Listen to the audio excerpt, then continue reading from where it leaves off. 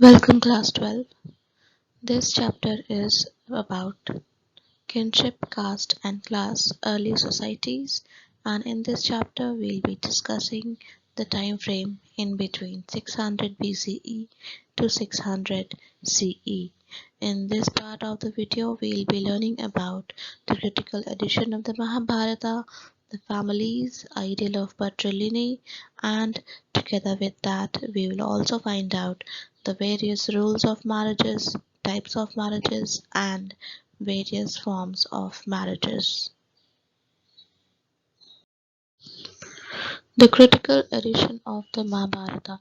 As we know of Mahabharata, a colossal epic running in its present form into over 1 lakh verses with depictions of a wide range of social categories and situations. It was composed over a period of about 1000 years, that is, from 500 BCE to 500 CE. Since Mahabharata has been written in various languages and in each of the translations there are some variations mentioned, thus in between 1919 and 1966 scholars at the Bhandarkar Oriental Research Institute, Pune compared the various manuscripts of the epic from India and abroad and produced the critical edition of the Mahabharata on 13,000 pages in 19 volumes, and it was done under the leadership of the most famous Sanskritist V.S. Sukhtankar.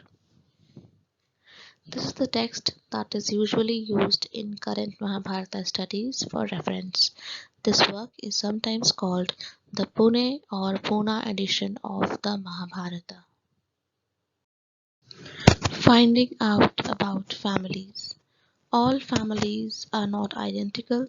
Often people belonging to the same family share food and other resources and live together. Sanskrit texts use the term kula to designate families and janati for the larger network of kinfolk. The term vamsha is used for lineage.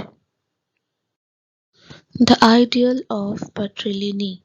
Patrilineal means tracing descent from father to son, grandson and so on, while matrilineal is the term used when descent is traced through the mother. The story of the Mahabharata describes a feud over land and power between two groups of cousins, the Kauravas and the Pandavas, who belonged to the single ruling family of the Kurus. Ultimately, the conflict ended in battle, which happened probably in 950 BCE. Mahabharata reinforced the idea of patrilineal, in which sons could claim the resources of their fathers.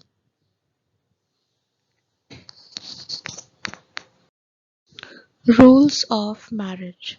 Daughters had no claims to the resources of the household. Marrying them into families outside the kin was considered desirable.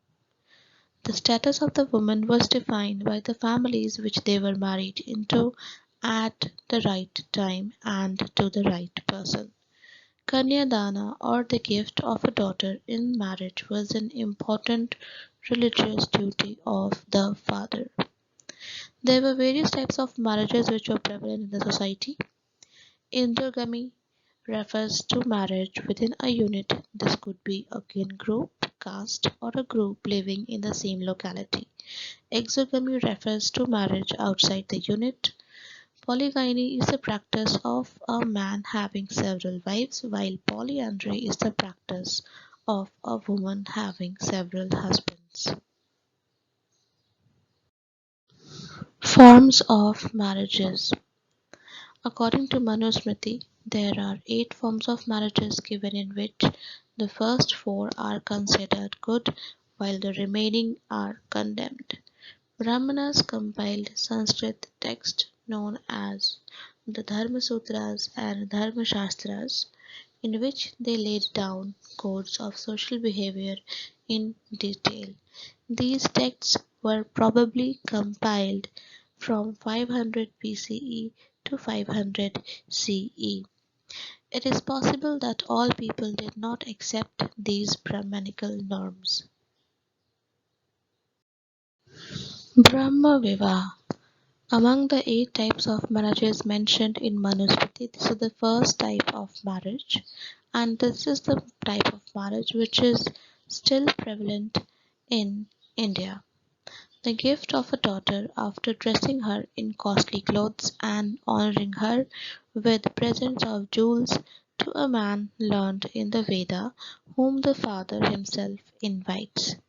This form of marriage was recommended for Brahmins and Kshatriyas. Daiva Vivaha. In this form of marriage, the fathers give away his daughter to a priest as a dakshina or a sacrificial fee. This form of marriage is considered inferior to the Brahma marriage. Arsha Vivaha. In this form of marriage, the girl is given in marriage to a sage. In this marriage, the father of the bridegroom gives 2 cows or bulls to the father of the bride, which are used in rituals. Prajapatya Vivaha. In this form of marriage, the father, while giving away her daughter, addresses the couple with the condition that both the bride and bridegroom may perform their dharma together. There is no Kanyadan ritual performed in this form of marriage. Asura Vivaha. In this form of marriage, the bridegroom receives a maiden after having given as much wealth as he can afford to the kinsman and to the bride herself according to his own will. This is basically a commercial transaction where the bride is purchased. It was generally recommended for Vaishyas and Shudras. Gandharva Vivaha. In this form of marriage, there is a voluntary union of a maiden and her lover, which springs from desire. In this form, the approval of the parents doesn't play a role. This form of marriage was not recommended by Manusmriti because in this form of marriage, the parents' consent was not taken. Rakshasa Vivaha. In this form of marriage, the forceful abduction of bride is done by the bridegroom. This is considered as a sinful act, as we know that according to Manusmriti, Rakshasa form of marriage wasn't recommended, but still we get 2 instances in the epic Mahabharata where we see that Rukmini was abducted by Krishna and Subhadra was abducted by Arjuna. But in both these cases, the abduction wasn't forceful. Paishacha Vivaha. This is the most atrocious form of marriage where a woman is intoxicated and exploited and then forced into marriage. It is forbidden for all 4 varnas.